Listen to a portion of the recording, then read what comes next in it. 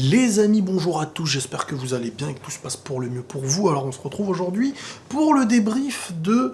Enfin non, pas pour le débrief, c'est les habitudes, ça. C'est pour la petite discussion libre, tranquillou, hein. C'est football, c'est les questions que vous m'avez posées, ça faisait longtemps qu'on n'avait pas fait ça. J'étais censé mettre derrière un fond FIFA avec mes actions, mais c'était... Oh là là, ça m'a pris énormément de temps. C'était soit la vidéo ne sortait pas aujourd'hui et donc... je l'aurais repoussé, et puis vos questions étaient là depuis un moment. Voilà, désolé quand même pour le retard, voilà. J'ai même pas sélectionné, j'ai même pas eu le temps, tellement je charbonne la vidéo SNK et tout. J'ai même pas eu le temps de sélectionner les questions. Donc là, je suis dans Twitter, et je vais prendre des questions, et je vais y répondre un petit peu à ma façon. Donc, qui vois-tu gagner la Ligue des Champions cette année? Je vois vraiment pas les mêmes équipes que l'année dernière. Je vois ni le Bayern, ni Liverpool. Je sens la petite surprise cette année. Je sais pas pourquoi. Je sens la petite surprise. Pourquoi pas l'Atlético? C'est jamais. Un doublé Liga, Ligue des Champions, on sait jamais. Moi, je vous le dis. Bon, je prévois pas l'avenir, mais je les sens un peu là. On veut ton prono du Barça contre Paris pour reconquérir ton Riles d'or. Franchement, ce match, déjà, les amis, je l'attends comme jamais. Ce match, je l'attends comme jamais, je vous le dis tout de suite. C'est le match que je veux voir cette année. S'il y en a un, enfin deux avec le retour, j'espère le confinement, il n'y aura pas un délire de il n'y a plus de foot et tout. Ah, je serais écœuré. Donc franchement, pour moi, c'est du 50-50. Au début, j'avais dit Paris était favori. Mais honnêtement, là, le Barça, je sens qu'ils reviennent avec un équilibre, une compo. S'il y a Messi, Dembélé, Ansu Fati, Pedri, il y a moyen de faire beaucoup de choses. Hein. De Jong revient à un très très haut niveau. Paris, ça dépend. Mentalement, ils sont capables de flancher dans un moment où il faut pas. Et le Barça a l'expérience. Donc je me dis, le Barça, faut pas croire le Barça, ils vont se laisser faire aussi facilement. Moi, je pense que ça va être très très chaud. Il y aura moyen de faire mal à la défense du Barça. Tout dépendra de la forme de Neymar et de Kylian. En fait, pour moi, ça dépend de Neymar et Kylian, ce match-là. En tout cas, je suis impatient, de fou. Mais toutes les personnes qui disent « Riles, t'es impatient parce que tu vas voir le Barça perdre et tout », mais pour moi, le Barça ne va pas se faire ridiculiser. Et le Barça, c'est le Barça. Je vois pas Paris taper le Barça sans... Non. Ça va être chaud pour les deux. Maintenant, si je devais donner un nom... franchement, c'est super dur. J'arrive pas à sortir un nom. Hein. Parce que, imaginez-vous, le Barça, là où le PSG, ils sortent en 8e, là. Ça a une conséquence. Après ce match, il y a un après de fou. Obligé. Si je dois donner un nom, je dirais peut-être le Barça. Est-ce que tu penses que le Real Madrid va vraiment, mais vraiment revenir au top comme à l'époque du triplé? Alors, les gars, attention, à l'époque du triplé, le Real en Ligue des Champions fait de très belles choses. Parfois, ça se joue à ça. En championnat, ils n'étaient pas ultra magnifiques. Dans ces périodes-là, il y a des moments moi-même où je disais, cette année, c'est l'année blanche, comment en Ligue des Champions ils vont gagner? Là, on a l'image d'un triplé, d'un Real, on se dit, ils sont imprenables. Mais franchement, le foot, c'est imprévisible, en fait. Donc, il y a 3 Ligues des Champions. Les gars, il y a des bons clubs qui n'ont même pas une Ligue des Champions. 3 Ligues des Champions de suite, c'était même pas il y a 3 ans en arrière. Faut laisser le temps un peu. Voilà, entre-temps, il y a des championnats qui sont pris, il y aura des choses. Ça me fait rire les gens, dès que tu prends pas 1000 Ligues des Champions de suite, en fait, si t'es pas tout le temps en finale de Ligue des Champions, pour eux, ça y est, le club est fini. Ça y est, ça devient Milan. C'est pas comme ça. Le Real Madrid, ça a toujours été un club qui attire les joueurs. Ça a toujours été un club qui sera redoutable, même quand ils sont pas ultra compétitifs. Comme à l'époque des Galactiques, ils sortaient à un moment donné en 8e. Ils étaient pas ultra méchants en Ligue des Champions, mais ça restait le Real Madrid, et ça prenait Zizou, R9, truc et tout. Non, Real, j'ai envie de... Pour moi, un grand club, ça se compte en Ligue des Champions tous les 5 ans, en fait. Tous les 5 ans, il faut qu'ils fassent des bons parcours et qu'ils essayent d'en prendre au moins une, surtout un gros club comme le Real. Mais là, tu me dis, ils en ont pris 3 il n'y a pas longtemps. Je vois des gens, ils osent vanner et tout, des clubs comme le Real. Les gars, laissez le temps, après avoir tout pris, parce que tu peux pas tout prendre, et il n'y a que le Real Madrid, non? Donc... oui, ça va se reconstruire. Le Real a tout pour se reconstruire. Le nom, l'argent, voilà, là, il y a la petite période Covid, mais bon, tu reprends un gros joueur, t'as des bons joueurs, t'as des jeunes. Moi, je suis pas inquiet. Mbappé est-il surcoté? Non, il est pas surcoté, mais comme tout grand joueur, et comme tout joueur avec la pression qu'il y a derrière lui, il a une petite phase où il n'était pas à son meilleur niveau, mais je suis pas spécialement inquiet pour lui. Au contraire, c'est ce qui va lui permettre encore une fois, de franchir, je pense, un palier. Et ce palier, pour moi, il va se passer dans un autre club, par contre. Dans un club où, ça y est, un autre univers, un autre coach, une autre demande, une autre manière d'apprendre le foot, etc. Au passage, le Real Madrid, ce week-end, a gagné un match assez rassurant de Eden Hazard, même si ce que je trouve un peu dommage avec Eden Hazard, là, c'est que il fait des bonnes choses, hein, il a fait un très bon match, hein, mine de rien, mais on a cette frustration de voir qu'il n'a pas les appuis pour déstabiliser les adversaires. Alors, est-ce que c'est la Liga qui demande un autre football et qui connaît le football technique, donc il n'y a pas les mêmes espaces que tu vas avoir dans d'autres championnats, qu'on ne te fonce pas dessus la tête baissée, toute proportion gardée. Hein, quand on voit un Jovic qui, à peine en 2 minutes, te met des doublés en Allemagne et qu'au Real, il a eu beaucoup de temps de jeu, il a eu beaucoup plus de temps de jeu que ça, et il n'arrivait même pas à se procurer presque des occasions. Il en a eu quelques-unes, il les a ratées. C'est là que tu vois la différence parfois des clubs, même si Hazard a quand même prouvé dans des Coupes du Monde, dans des très gros clubs, hein, parce qu'il y en a, ils me disent « Oh mais t'as vu, il laisse la chance à Hazard, mais il laissait pas la chance à Jovic. » Oh les gars, un minimum de respect, je suis le premier à critiquer Hazard, mais je sais pas, attendez les gars, faut vous réveiller. Hazard, on sait de quoi il est capable. Dans les grands clubs, dans les grandes compétitions, Coupe du Monde et tout. Jovic, c'est un pari. C'est pas comme Hazard. Hazard, c'est une déception s'il fait pas quelque chose. Jovic, on attend de savoir s'il peut faire quelque chose. Pas en dehors, mais dans les gros clubs, comme le Real par exemple. Et c'est compliqué, même sur, je veux pas dire sur un long terme, parce qu'on connaît pas l'avenir, mais pour l'instant, c'est compliqué. On m'a dit quoi encore ? On m'a dit... Bon, il y a Odegaard qui risque de partir. Moi, ça m'attriste un peu, parce que c'est un joueur sur qui je comptais. Je me suis dit, en revenant, ça y est, il aura cette confiance. Et ben non, il était parti une fois, très très jeune, il repart une deuxième fois. Il veut pas spécialement se battre pour gagner une place, et il veut une place de titulaire sans chipoter.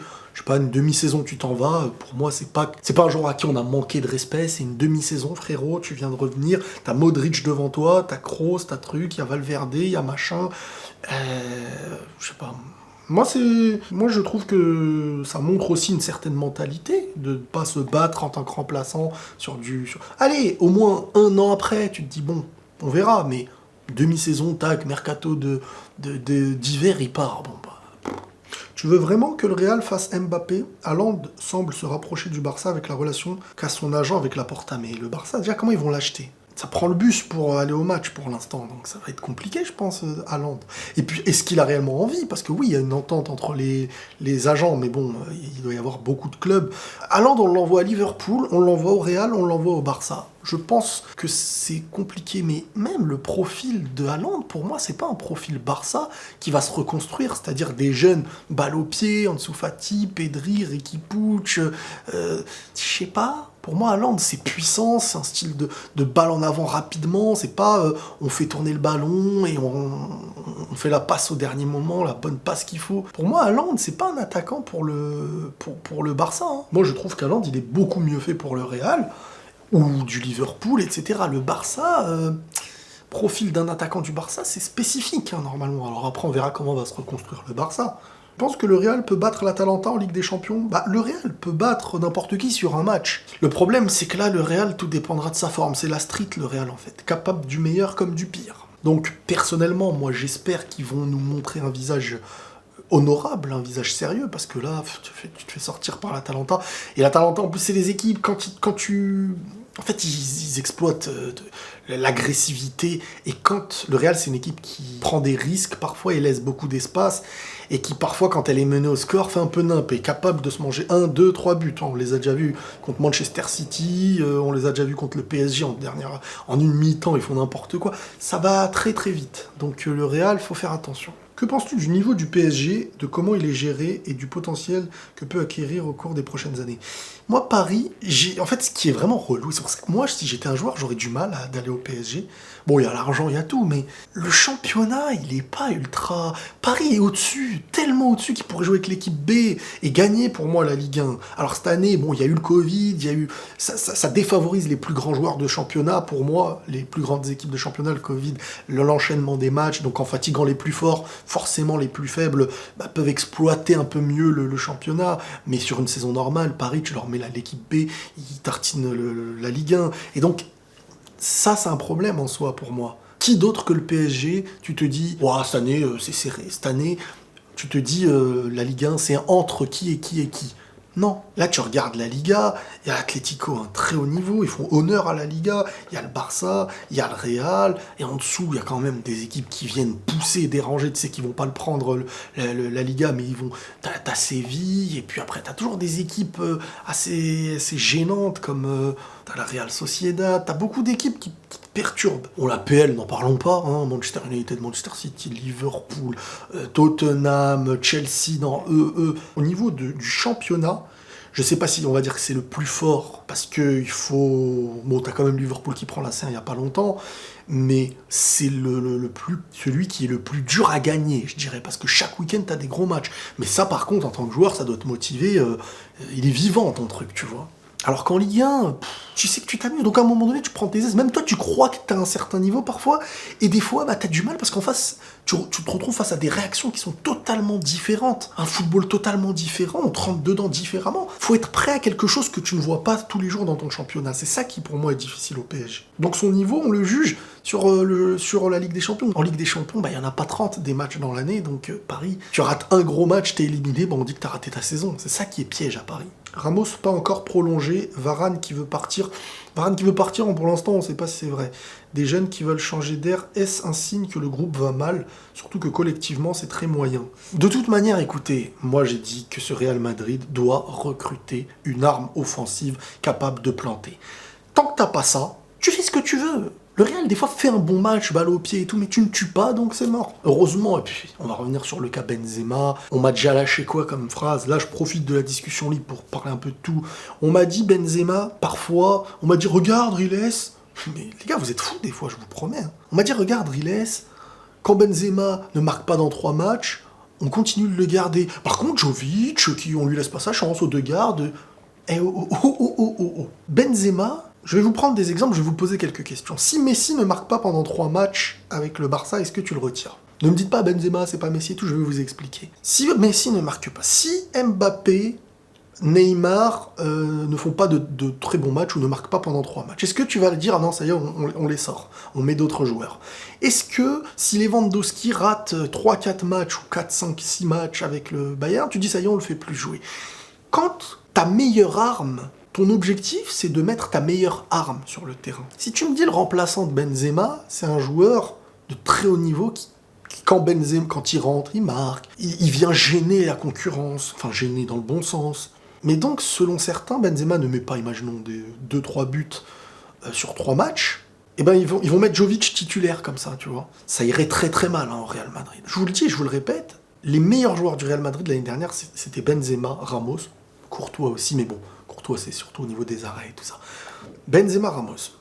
Si Ramos fait une boulette, est-ce qu'on dit on va le sortir? Non, ça reste tes points forts. Faut miser sur tes points forts. Et faut aller en priorité là où ça va pas, là où il y a des failles. Les gens veulent s'attaquer à ce qui va bien en laissant les failles. Commencez à lui mettre sur les côtés. Vas-y, Hazard, on le laisse s'il se blesse pas. Hazard, Benzema, et mettez-lui un vrai tueur à côté aussi sur l'aile. Mbappé, pour moi, ce serait parfait. Un mec qui cherche l'avant, sur qui tu peux jouer en profondeur. Il y en a beaucoup là qui sont dans la phase du présent. Non, on veut plus d'Mbappé. On a Vinicius, on est en train de dire on veut plus d'Mbappé. Moi, je vous dis, les gars, hein, enfin bon, est-ce qu'il y aura un après Messi, un après Ronaldo bien plus fort qu'eux? Bien plus fort qu'eux, je sais pas, mais le foot a connu des Maradona. Et aujourd'hui, on a toujours eu des joueurs qui suivent. On a connu Zidane, Ronaldinho. Et je pense que plus le foot avance et plus des nouvelles choses... Ça va être très très dur de battre un CR7 et un Messi. Hein. Ça va être très très dur. Hein. Parce que ils sont arrivés en même temps, en fait. Et quand t'as une concurrence comme ça, je pense qu'ils se sont aidés à grimper à un certain niveau de fou. S'il n'y en avait pas un autre, je pense pas qu'ils auraient été aussi hauts l'un ou l'autre. Selon toi et objectivement, jusqu'où va aller le Real en Liga et en Ligue des Champions? La Liga, ils peuvent se battre jusqu'au bout. Par contre, la Ligue des Champions, 8e ou quart, hein, maximum. Hein. Si Zidane venait à partir, ce que j'espère pas, qui voudrais-tu voir arriver sur le banc du Real? Je sais pas. Je sais pas qui on peut mettre aujourd'hui. Si Zidane part, ils vont mettre Raoul, hein, le Real Madrid. Est-ce que c'est une élévation, une évolution? Est-ce que c'est une évolution? Je ne sais guère. Mais Raoul, je sais pas. Ça va être un petit clan espagnol, tout ça. Hein. Asensio, ça va recruter que de l'espagnol et tout. Enfin, Moi, je le sens pas, le Raoul. Déjà, à l'époque, moi, j'étais pas contre Mourinho. Rappelez-vous, quand Zizou était parti, qu'après Solari, ça parlait et tout ça, moi, j'étais pas contre Mourinho. Il y a beaucoup d'un Mourinho, machin. Moi, j'ai toujours aimé Mourinho. C'est un coach qui sait être tactique. Bien plus que Zizou, à mes yeux. Mais, le problème, c'est qu'au Real Madrid, beaucoup de gens pensent que t'arrives, et c'est bien, ça y est, le Real Madrid, c'est une télé-réalité presque, ce club. T'as des joueurs, ils ont tout gagné. Ils ont un melon. Quand je dis un melon, c'est pas un melon. Ils ont un certain orgueil. Zidane, pour moi, c'était l'homme de l'affaire. Alors aujourd'hui, moi j'aimerais bien le voir avec des recrues qu'il voudrait. Les gens disent, oui, mais c'est lui qui a recruté. Mais je suis désolé. Jovic, c'était pas bête de le prendre. Jovic, qui peut me dire que c'était bête après sa saison? Moi, j'étais content qu'ils viennent. Après, on peut pas prévoir l'avenir, on peut pas prévoir le flop. Mendy, parfait. Il voulait Pogba, bon, ça s'est pas fait. Hazard, attends, quelqu'un va me dire fallait pas le prendre et tout, au moment où il le prend. Après, il se blesse, il mange des sandwichs, je sais pas, mais le recrutement, pour moi, était parfait. Si tu prenais un Hazard de Chelsea, et un Jovic qui peut bien aider Benzema et tout, ça aurait pu être bien, mais là, il y a eu beaucoup de complications, quoi. Bon, j'avais envie de terminer cette vidéo avec Luis Suarez, qui a encore donné la victoire à l'Atlético Madrid. Atlético Madrid, je pense qu'ils vont prendre la Liga cette année. Ils ont tout d'un champion, en fait. Les points, ils vont les chercher, ils se battent jusqu'au bout. Il y a la confiance, il y a la manière, il y a le coach, il y a le collectif, l'effectif. Il y a tout pour prendre cette Liga de la bonne façon.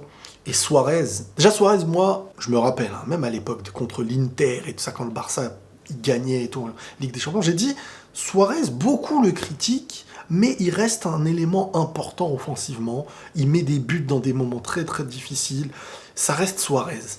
Mais je pense que c'était le mieux pour lui déjà de s'en aller du Barça dans la phase actuelle, tout comme Messi et tout, parce que le Barça doit reconstruire. Et ils ne doivent pas reconstruire avec eux, ils doivent reconstruire sans eux pour reprendre d'en bas et remonter. Donc c'est bien qu'il ait quitté le Barça. Mais sa carrière ne se terminait pas sur ça. Sa carrière, elle continue. La manière dont il s'est fait têche, elle n'est pas belle. Et le pire, c'est que là, il y a une revanche phénoménale. Il part chez des rivaux, d'une certaine façon. Premier de la Liga, il risque de prendre la Liga, et je crois meilleur buteur, ou pas loin, ou j'en sais rien. Mais je pense qu'il peut finir meilleur buteur avec la confiance d'une fin de saison, avec un coach et une équipe stricte. Il a fait le très bon choix. Et chapeau à lui. Voilà les amis. Bonne journée, bonne soirée, bonne nuit. Prenez tous soin de vous et la paix sur vous.